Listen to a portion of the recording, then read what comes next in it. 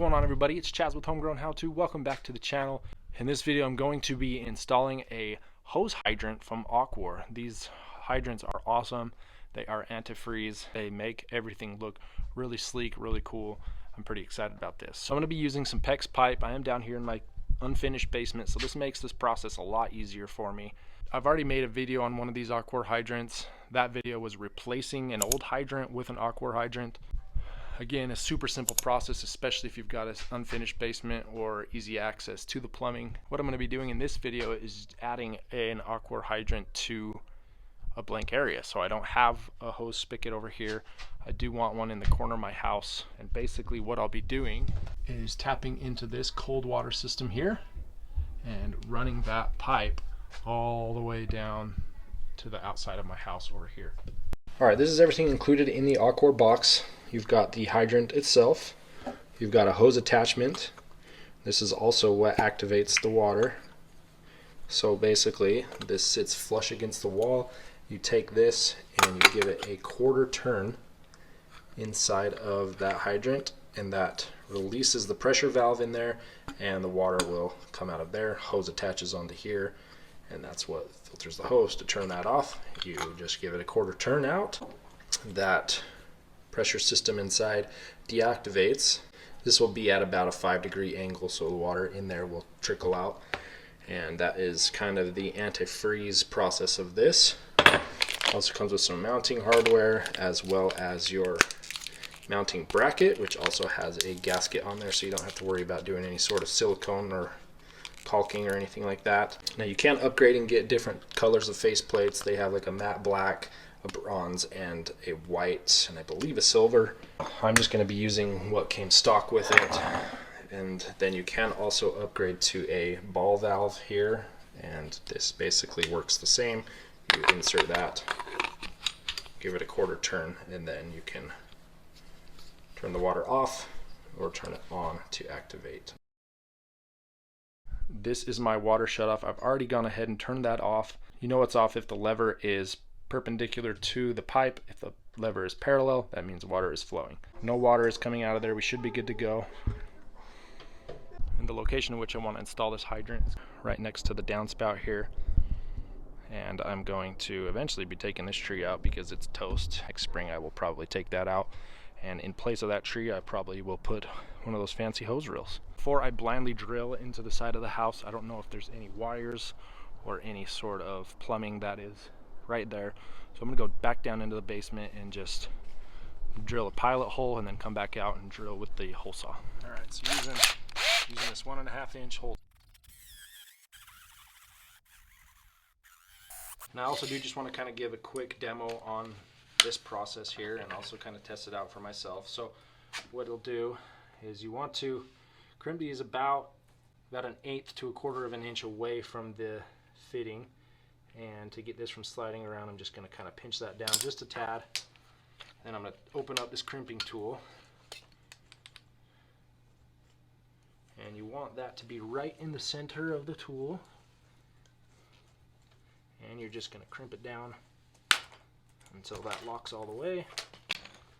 And that is on there pretty dang tight. It ain't going anywhere. So then after you've got your piece crimped on there, there's a go and no-go gauge that is included with the kit, and this is the 1/2-inch hole here. So you're going to stick that in just like that, and as long as, I don't know if you can see or not, but there's 2 little lines halfway that are considered the halfway point on the go no-go gauge.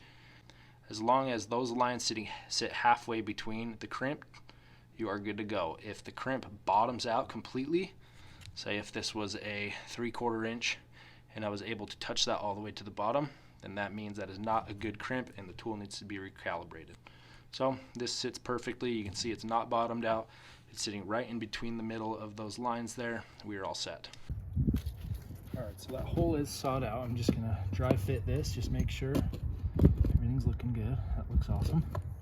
Take one of these crimp rings, slide that over the PEX pipe here, insert that into the pipe, and then you want to stick that about 1/8 of an inch away from the edge of the pipe itself. take some pliers and I'm just going to pinch that down so it doesn't move on me.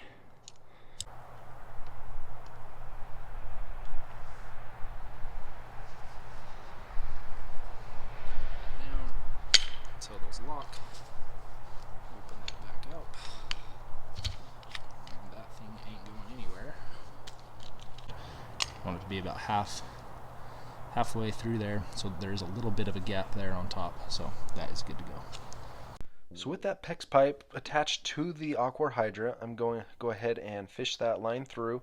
Here I am just drilling out some holes as well as knocking out some of the pre-made holes that are in my ceiling joists, just so I have a guide to push through the PEX pipe so I can attach that with the T into the existing water line.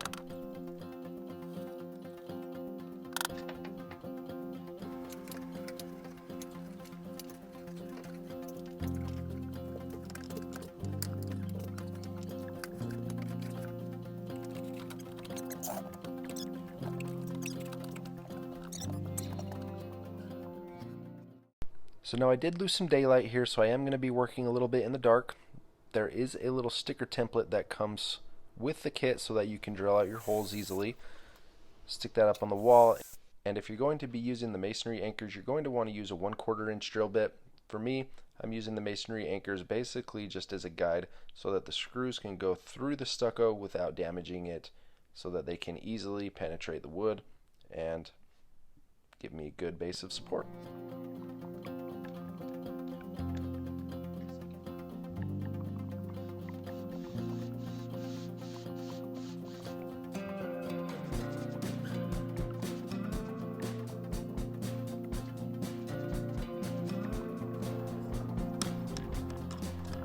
There is the hydrant right there.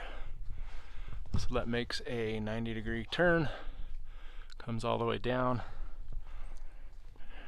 and kind of squiggles around and ends right there. And this is right where I'm going to be putting that T right there. Now I do recommend that when you do cut the main water line, make sure you have a 5-gallon bucket so you can catch any of the water that is left within the water line.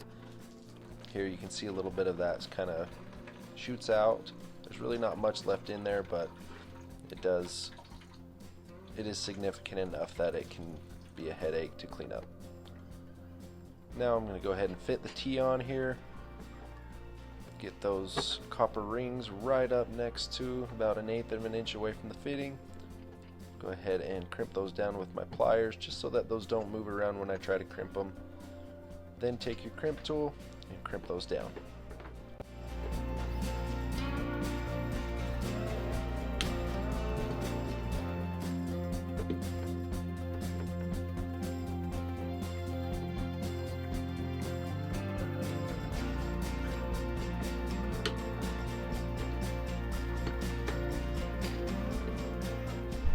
Alright, so I've got that all crimped together.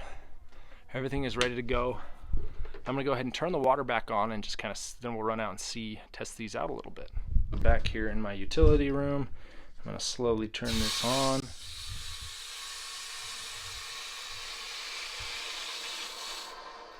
can hear that water flowing nicely. So now I'm just going to go to each one of those crimp points, just make sure there's nothing leaking. It should be perfectly fine, but it's always good to be safe than sorry. And that is bone dry. It's kind of hard to see in there, but that is also bone dry. That is good to go. This is the attachment that comes with the Aquor. And this is an extra attachment that I bought. Both of these on the ends here will screw onto the hose. You can leave them attached. This one acts more as a traditional hose bib. You can just leave these ones attached to your hose, your pressure washer, things like that. You don't have to worry about losing them that way. With the stock attachment, you can give that a 1/4 turn here. Water's going to shoot out just like that. Then you give it another 1/4 turn. It turns off. The water that is in the pipe trickles out, so you don't have to worry about that freezing. Now with this other one, stick it in there again, and water's not going to trickle out at all. But until you turn that, then you've got water coming out. So this one is really cool. It's only about 20 bucks extra. I'll link that down in the description along with the Aquor Hydrants, so you can check those out on Amazon. I'll also leave a link to their website. Give it a 1/4 turn, water trickles out. Stress-free on the freezing. Awesome, awesome, awesome. Close that up and we're set. So now I'm going to run that with the hose on it. Open that back up. That quarter turn activates the water. And I've actually got a few little saplings here that I recently planted that need some regular water when the temperatures are right. And now that I'm done with that hose, again, we're going to come in, give it that quarter turn. See that water trickle out there, and we're good to go. Please, if you have any questions about this Aquor hydrant, please drop them in the comment section below. If you found this video helpful or informative at all, please hit that like and subscribe button. Thanks for watching. Y'all have a good day.